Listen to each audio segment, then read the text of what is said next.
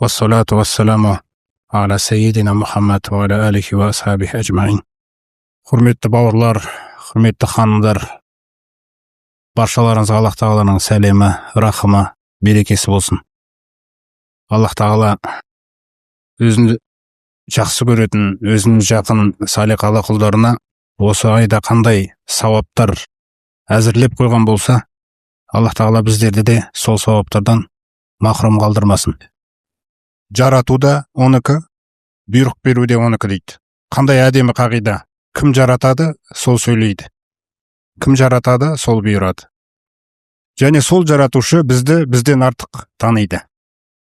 Ол бізді сонау аналарымыздың құрсағында кішкентай тамшыдан бастап 9 ай бойы дамыған кезіміз, одан кейін ананың құрсағынан шыққан кезімізден бастап балиғат жасына дейін осының бүкіл Алла Тағаланың қамқорлығында болған өмірді бұл. Міне сол Алла Тағала біз үшін ненің жақсы екенін жақсы біледі, біз үшін ненің жаман екенін жақсы біледі. Сондықтан Алла Тағала бұл Рамазан айын бізге жалпы мына тәрбие үшін бұйырған бұл айды. Бұл еді парыз қылған оразасын, сондай-ақ ислам өзіміздің асыл дініміздің бестірегінің бірі қылғанда. Бұл ораза Рамазан айы өте үлкен мектеп. Мысалы, пайғамбар саллаллаху бір хадистерінде Шахрус собри деп атаған Рамазан айын. Қараңыздар, сабырлық айы дейді. Неге? Өйткені бұл айда адам сабырлықты үйренеді да. Қандай бір мәселені айтайын. Тақырыбымызға бір жақсы жаңағы бастама болсын. Жалпы біздің әрқайсымыз мен Алла Тағаланы жақсы көрем деп айтамыз. Яғни біз бәріміз Аллах Тағаланы жақсы көреміз. Алла Тағаланы жақсы көреміз деп айтамыз. Алла Тағаланы жақсы көреміз. Бірақ мына байланыс, мінезіміз, жүріс-тұрысымыз, ісіміз, жаңағы сөйлеген сөзіміз, тілімізге қарасақ, қарым-қатынастарымызға қарасақ, өсектерге араласып қоюға қарасақ, ғайбатқа араласуымызға қарасақ, ашулануымызға араласуға қарасақ, біз Алла Тағаланы жақсы көрмейтін сияқты боламыз да. Соқтан Алла Тағала бұл нәрсенің біз үшін маңызды екенін біледі. Соқтан Құранда айтады: "Құл", айт оларға, ей пайғамбар. Яғни біз Алла Тағаланы жақсы көреміз деген кезде Алла Тағала біздің жақсы көрем деген сөзімізді теріске шығармайды. Бірақ соны растаңдар дейді да бізге. Өмірді сендерге сол үшін бердім дейді. Оны бір күнде растай алмаймыз біз. Соқтан Алла Тағала бізге ұзақ өмір береді. Соған жет деп.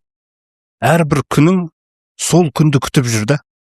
Әрбір өтіп баратқан күн сол Алла Тағаланы лайықты деңгейде жақсы көрем деген күніңіз қашан келеді, сол күнді күтіп жүрді сол. Сол үшін осы ғұмыр өтіп отыр.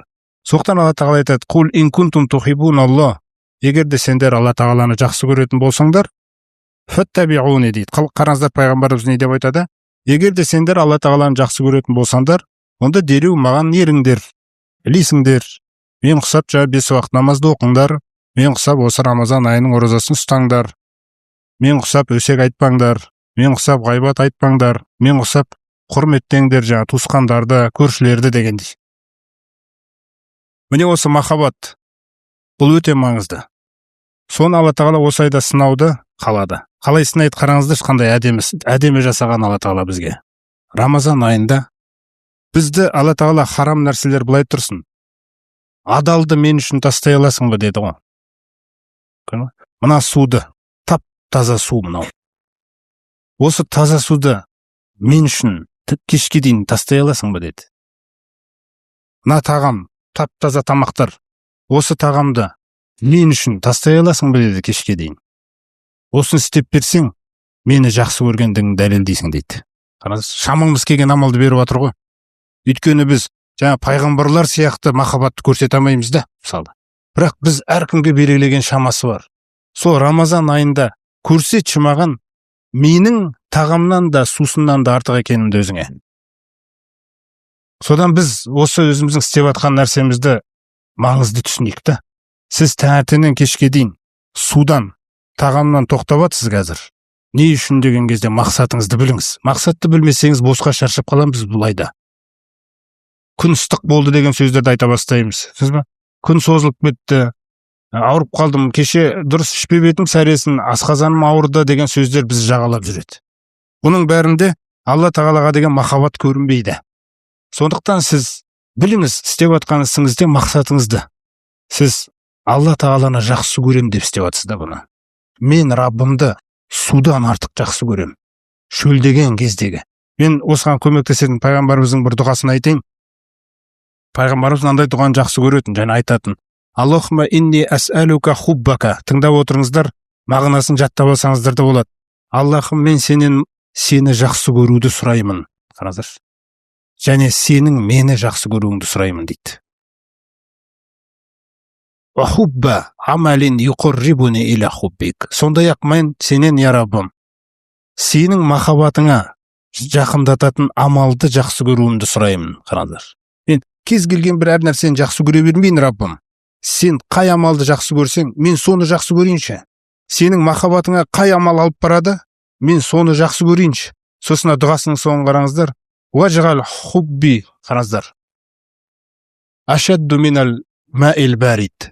Сондай-ақ менің саған деген махаббатымды, қараңыздар, саған деген жақсы көруімді салқын судан да артық қылшы. Айнда зона, шөлдеген кезде дейді. Шөлдеп тұрған кезде су мен үшін қандай маңызды болса, сол су сенен артық маңызды болмасыншы маған деп отыр ғой. Өйткені бізді ұстап тұрған Алла ғой тіршілігімізді. Сіздің бүкіл қол жеткізіп жатқан жақсылығыңыздың бәрі Алланікі асылы.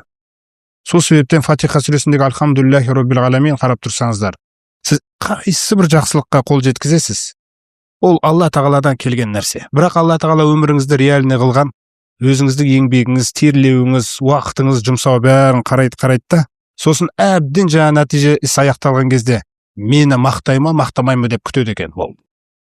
Сол кезде сіз жаңағы ақыл салсаңыз, ақылыңызды кім берген? Буындарыңызды салсаңыз, таңертең кешке дейін кім берген?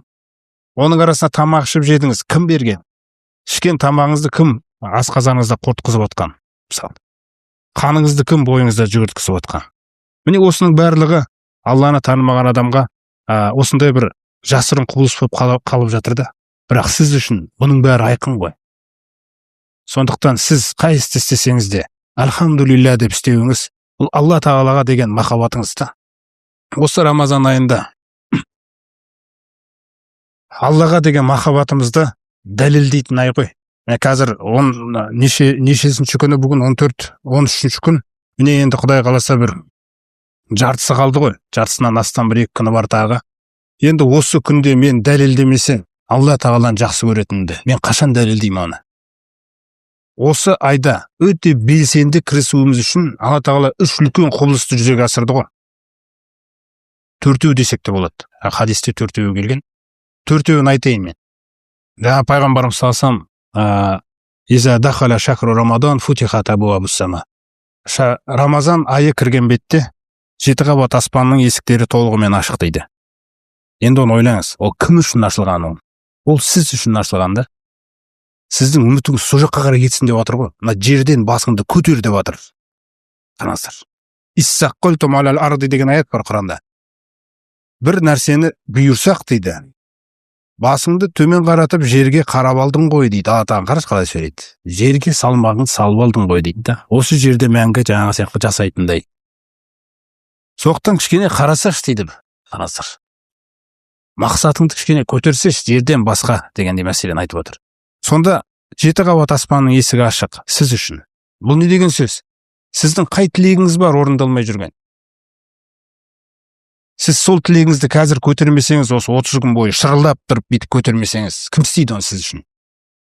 Сіздің қаншама дұғаларыңыз бар, өзіңізге байланысты, ата-анаңызға байланысты, бала-шағаңызға, туысқаныңызға, көршіңізге байланысты. Кім оны жалынады, кім сұрайды? Олар сұрамайды оны. Мысалы, олардың көбісі діннен алыс болғаннан кейін, намаздан алыс болғаннан кейін олар уайымдап жүрген жоқ, біз проблемада жүрміз деп. Бірақ сіз білесіз ғой оның проблемада жүргенін. Ол Алласынан алыста жүр ғой. Сонда кім жылайды олар үшін? Кім сұрайды осы нәрсені? Сондықтан босқа өткізбеңіз. Мына 7 қабат аспанның есіктері ашық. Қазір дұғаларыңызды көтеріңіз. Күніге көтеріңіз да. Қандай нәрсеге дейін көтеруіңізге болады дұғаны қараңыздар. Ар жағында футихат абуабул жанна. 7 қабат аспанның есігін жаңағы ашып тастады дейді Алла тағала. Одан кейін жәннаттардың есіктерін ашып тастады. Қараңыз, жәннаттарға қазір жәннатқа дейін сұрайтын ай ғой. Жәннатты қатты сұрап алатын ай. Пайғамбарымыз саллаллаху алейхи вассалам бір хадисінде соны айтады. Ма мин муслимин дейді. Ясалуллах азза ва жалла ал-джанната саласа маррати қат. Бір мұсылман жоқ жердің бетінде дейді. Егер де ол 3 мәрте сұраса дейді, Аллахым маған жәннатты берші. Аллахым маған жәннатты берші. Аллахым маған жәннатты берші деп сұраса шын жүрегінен. Илля қалатил жанна. Робби адхилху ияя. Раббым, оны маған кіргізші деп жәннат айтпай қоймайды дейді. Қараңыздаршы. Жәннаттың есігі ашық тұр дейді ғой. Не үшін ашық тұр ол? Сіз сұрап жатқан кезде ол да сөйлейді екен. Өзіңіз ойлаңыз қандай нәрсе болып жатыр да. Сіз Раббым жәннатты берші деген кезде, Раббым кіргізші оны маған дейді екен де. Осы дұғаларды жаңағы күніге сұрау керексіз. Сол үшін келген ай бұл. Аллаға деген махаббатыңызды дәлелдейтін ай. Құранға деген махаббатыңызды дәлелдейтін ай. Мақсат Алла тағалаға деген махаббатты біз растау керекпіз. Сол махаббат бізде әлсіз өте. Бірақ Алла тағала шамамыз келетін нәрселерді жүктейді. Жаңа айттық, су мен тағамның өзін мен үшін таста деп отыр ғой Алла тағала. Таңертеңнен кешке дейін. Сонда Алла үшін адал нәрседен тыйылған адам арам нәрседен тыйылмай ма деген нәрсе жатыр да бұл жерде. Аллаға деген махаббат. Енді екінші мәселе. Біздің 11 ай бойы байланысымыз Алла тағаламен нашар болды дейік. Мысалы енді намаз оқымайтындарымыз бар, намаз оқып жүргендерімізде де мысалы айтайық әртүрлі жағдайлар болады. Ұмытып кетеді, жұмыс көбейіп кетеді, әртүрлі жағдай болады. Сол байланыс неден басталады деген кезде, жаңағы енді мына өзіміз әрдайым осы қоғамда өмір сүріп жатқаннан кейін біз үшін әдемі тақырыптар болады. Мысалы менің ан жақта связім бар деген. Менің дәрігерде связім бар, егер қаласаңыз мен сол жаққа сөйлесіп берейін дейміз біз. Жаңағы менің акиматта связім бар, егер қаласаңыз мен кіргізіп берейін дейміз. Осындай связьдер бізде бар. Алла тағаланың берген связьдары.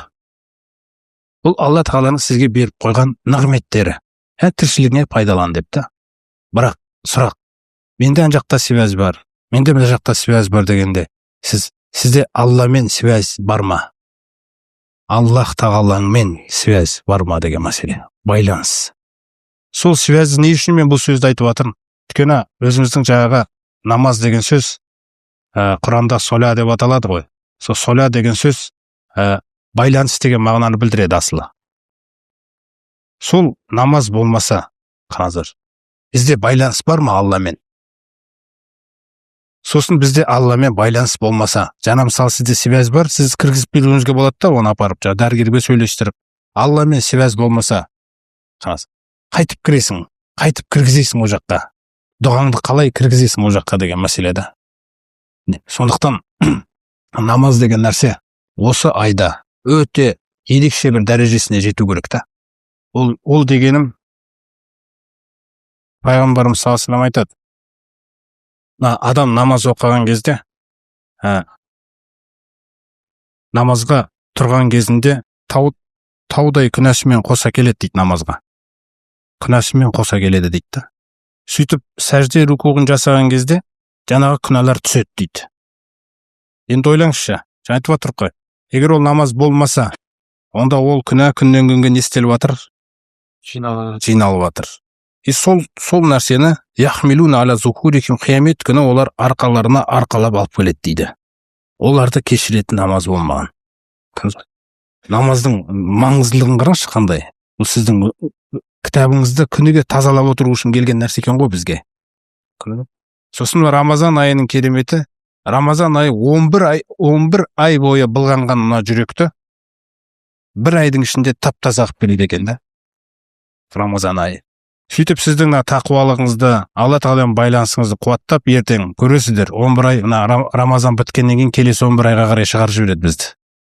Міне, сол 11 айға қарай шыққан кезде, жаңағы, қаншалықты біз өзіміз бұрынғы әдеттерімізге қарсы тұрып күресе аламыз, тілімізді қаншалықты сақтай аламыз, сол кезде байқалады біздің бұл оразадан не жинап шыққанымыз, қандай бір күш рухани біз жинап шықтық та.